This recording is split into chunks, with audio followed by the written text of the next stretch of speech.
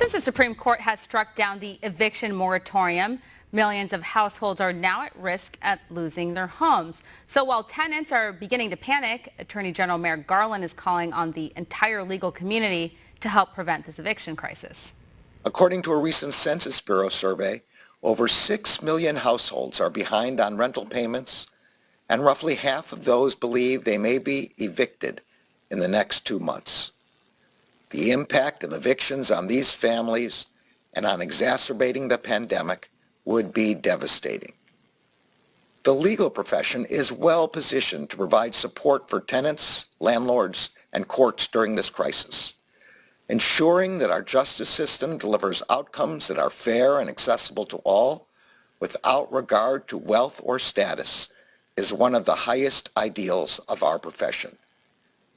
No matter where you live, there are several ways you can apply your legal training and skills to help your community. But the eviction moratorium isn't the only thing that's ending. Pandemic unemployment benefits will end on or before September 6th. That means an estimated 7.5 million Americans will lose the extra money by Labor Day. And according to reports, the state Labor Department has no plans of extending or providing additional benefits. Join me now, co-founder and chief strategist at GDP Advisors, Seth Denson. Seth, thank you so much for joining me. So, Seth, I mean, it seems kind of like a low blow to cut off the unemployment benefits by Labor Day.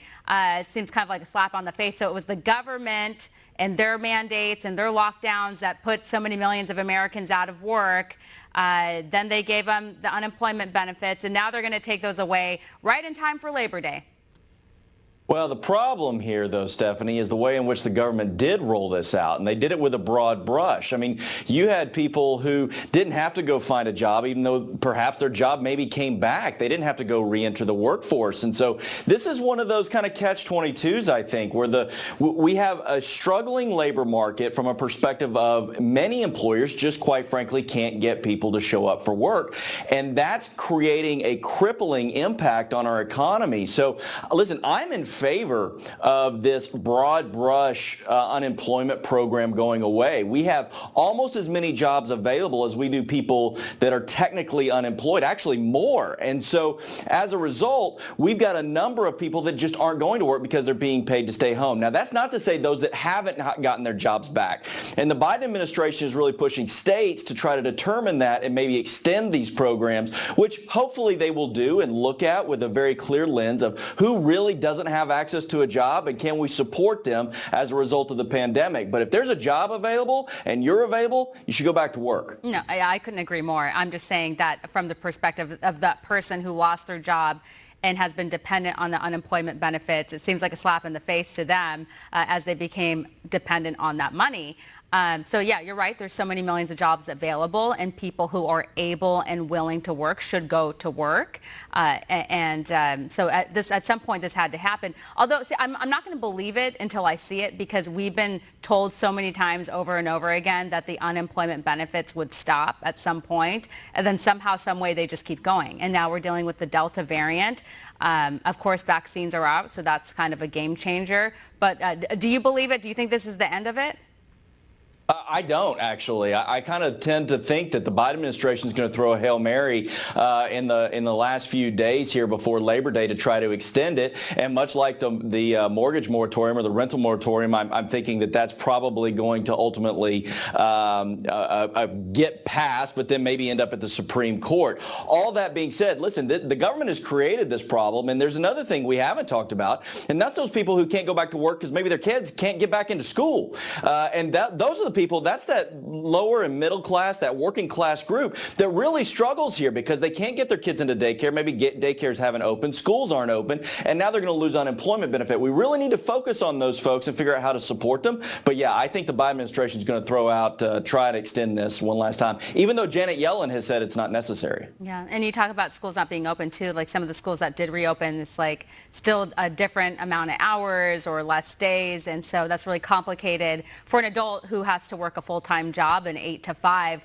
that's a little bit tough for sure. But as you were talking about the eviction moratorium and how we heard them talking about how attorneys and those should be helpful in this process. But you have to remember the landlords and the people that own these buildings, they're not all fat cats. I mean, these people have also been really hurt by this. That's right. There was no real support for them. I mean, yes, there were government programs set up, but most of those flew through to the renters. The landlords really couldn't access a lot of these funds. And even if they could, it was almost impossible to get access to these. Listen, these are small business owners. These are people who this is their income stream, is managing these properties. And so when they were left to hold the bag, much like small businesses across the country, there was no real government support, even though government put them out of business. Yeah. There's a new report out, and it was talking about how many businesses have left California. It appears 265 companies have relocated their headquarters outside of the state. Part of it is pandemic, but it even started before the pandemic because you look at the policies and the taxes and everything. This trend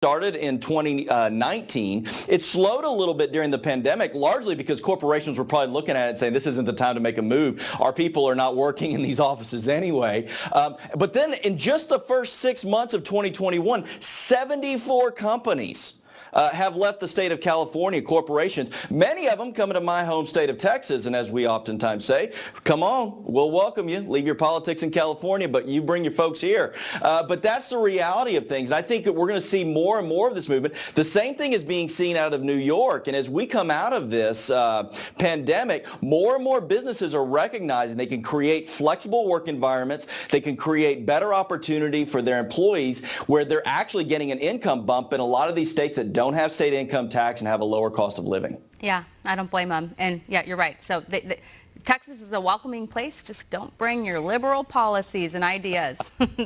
Anyway, That's Seth, right. Yeah, Absolutely. we're going to leave it here. Thank you so much. Thanks, Steph. Of course.